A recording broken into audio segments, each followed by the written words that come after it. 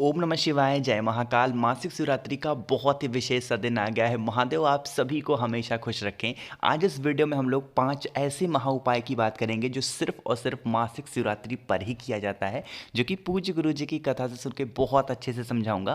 पहला उपाय हम लोग बात करेंगे धन प्राप्ति के लिए, अगर आपके घर में पैसों की बहुत ज़्यादा कमी है। दूसरे उपाय की बात करेंगे अगर आपकी कोई ऐसे विषय मनोकामना पूरी नहीं हो रही, उसके लिए होगा। और तीसरा उपाय है बीमारी के लिए, अगर आपके घर में बहुत ज़्यादा बीमारी है उसके लिए है। और चौथा उपाय अगर आपके घर में बहुत ज़्यादा लड़ाई होती है तो उसके लिए होगा। ठीक है, कैसे करना है इन सभी उपायों को बहुत ध्यान से समझते जाएं और सुनते जाएं। स्क्रीन पर पहले उपाय की हम लोग बात करते हैं, जो कि हमारी होगी धन प्राप्ति के लिए। कैसे करना है ध्यान से समझना। स्क्रीन पर आपको रुद्राक्ष दिख रहा होगा, दिख रहा है ना। हमें कितने मुखी रुद्राक्ष की जरूरत है? हमें मात्र 3 मुखी रुद्राक्ष की जरूरत है। अरे ये तो बन गया ना, 3 कॉलम है इसमें, 1 हो गया, 2 हो गया, 3। पहचान हो गई रुद्राक्ष की, तो 3 मुखी रुद्राक्ष लेना। ठीक है, साथ ही साथ जरूरत होगी इस तरीके से पीले चंदन की। ठीक है, पीला चंदन लेना और उस पीले चंदन का लेपन बहुत अच्छे तरीके से इस रुद्राक्ष पे करना। इस तरीके से करना कि रुद्राक्ष कहीं से भी दिखाई ना दे, सारा का सारा रुद्राक्ष पीले चंदन से ढक जाए। ठीक है, थोड़ा सा मोटा लेयर लगा लेना। ठीक, लगा लिया।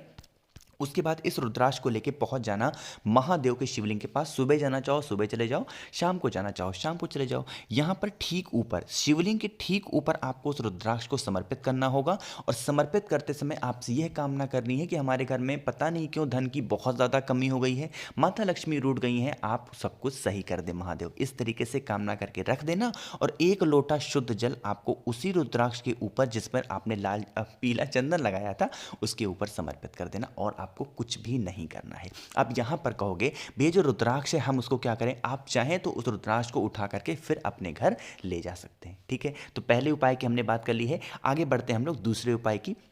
दूसरा हमारा उपाय होगा मनोकामना पूर्ति के लिए। मासिक शिवरात्रि का ये सबसे ज़्यादा अच्छा उपाय है और सबसे आसान उपाय होगा मनोकामना पूर्ति के लिए, बताऊंगा। लेकिन उससे पहले वीडियो को लाइक कर दें। आवाज़ जो भी लोग पहली बार सुन रहे हैं चैनल को सब्सक्राइब ज़रूर करिएगा। ठीक है, तो बहुत छोटा सा ये उपाय है। स्क्रीन पर आपको काली मिर्च दिख रही होगी। ठीक है, हमें 1 काली मिर्च की ज़रूरत होगी। ठीक है, 1 काली मिर्च। और उसके बाद हमें ज़रूरत होगी इस तरीके से काले तिल की। कितने काले तिल? हमें 7 दाने काले तिल के लेने होंगे। 7 काला दाना का तिल और 1 काली मिर्च। ठीक है, अपने दाहिने हाथ में लेकर के पहुंच जाना होगा महादेव के शिवलिंग के पास में। प्रदोष काल में जाना, मासिक शिवरात्रि के दिन प्रदोष काल में इन दोनों चीज़ों को लेकर अपने हाथ में पहुंच जाना महादेव के शिवलिंग के पास। और उनको अपने हाथ में लेके एक साथ चढ़ाना है। ऐसा नहीं कि एक एक करके समर्पित करो, नहीं, एक साथ 1 काले मिर्च और 7 दाने 7 दाने काले तिल के एक साथ महादेव के शिवलिंग के ऊपर समर्पित करना होगा। जब आप समर्पित करें तो अपना हाथ उसी 1 काले मिर्च और 7 दाने तिल के ऊपर रख करके अपनी कामना महादेव से वहीं पर खड़े होकर के कह देंगे। ठीक है, उसके बाद 1 लोटा शुद्ध जल आपको समर्पित कर देना होगा, बस। और आपको कुछ भी नहीं करना। ये जो मैंने आपको बताया 1 काली मिर्च और 7 तिल के दाने का, ये मासिक शिवरात्रि का सबसे सुंदर और सबसे आसान उपाय है मनोकामना पूर्ति के लिए। ठीक है, 2 उपाय की बात कर ली हमने। चलो आगे बढ़ते हैं हम लोग तीसरे उपाय की। तो तीसरा उपाय है कि आज के टाइम पे हर घर में बीमारी ने अपना पैर पसार रखा है। कोई भी ऐसा घर नहीं है जिसके घर में बीमारी ना हो। ठीक है, तो बीमारी की बात करें, स्क्रीन पर आपको दिख रहा होगा तांबे का लोटा। 1 तांबे का लोटा इस तरीके से लेना और इस तांबे के लोटे में अपने घर से जल भरना। ठीक है, अपने घर से जल भरना और पहुंच करके महादेव के शिवलिंग के ऊपर सबसे पहले वो सादा जल आपको महादेव के शिवलिंग के ऊपर श्री शिवाय नमस्तुभ्यम का स्मरण करते हुए समर्पित कर देना है। ठीक है, पहला काम तो आपको ये करना है। दूसरा काम क्या करोगे? दूसरा काम फिर वही तांबे का लोटा लेना और उस तांबे के लोटे में इस बार आपको क्या डालना होगा? इत्र डालना होगा। बात आ रही समझ में? सबसे पहले इस तांबे के लोटे में जल भरना, चाहो तो मंदिर से भर लो, चाहो तो अपने घर से भर के लेके जाना।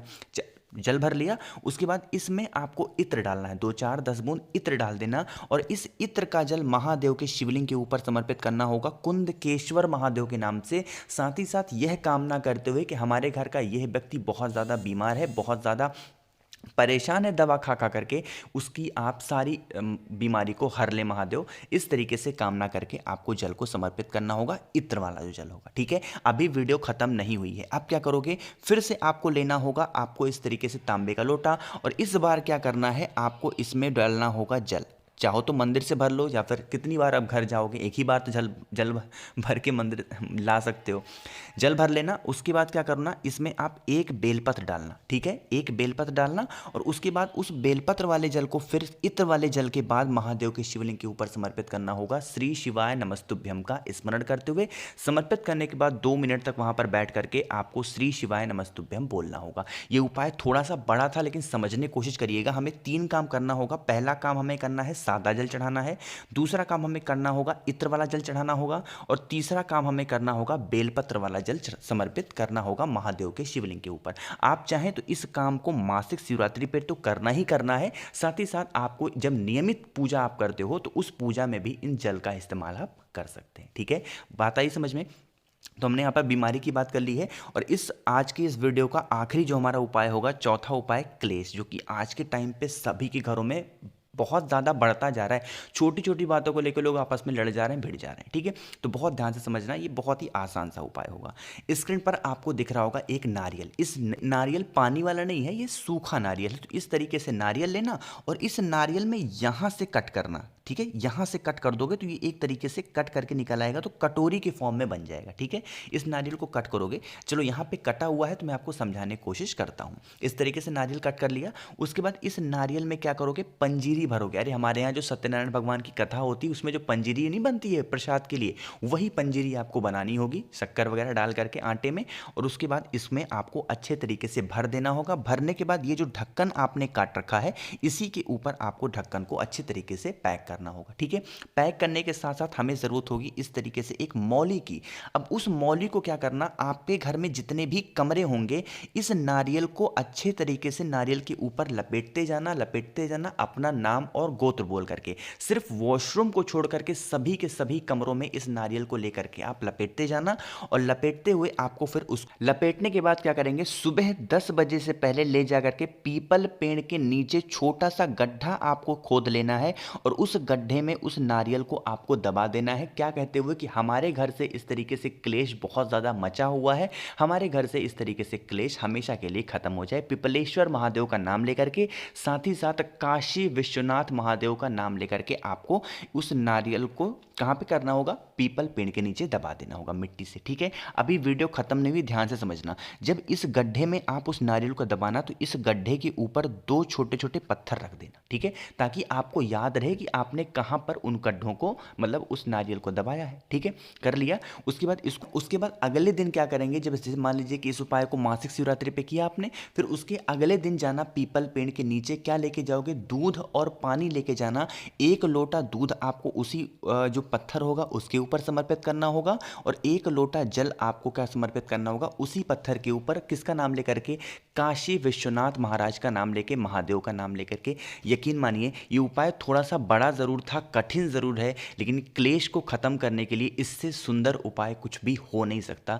ज़रूर करिएगा। तो मैंने यहाँ पर बताया आपको 4 ऐसे उपाय जो आप मासिक शिवरात्रि के दिन करते हैं तो आपके जीवन में हमेशा खुशियाँ बनी रहेंगी। तो मैंने कोशिश की अपनी तरफ से बहुत अच्छा समझाने की। वीडियो पसंद आई हो तो लाइक कर दीजिए। कुछ पूछना हो, नहीं समझ में आया, नीचे कमेंट में पूछें। आवाज़ जो भी लोग पहली बार सुन रहे हैं, चैनल को सब्सक्राइब ज़रूर करिएगा। ओम नमः शिवाय, जय महाकाल।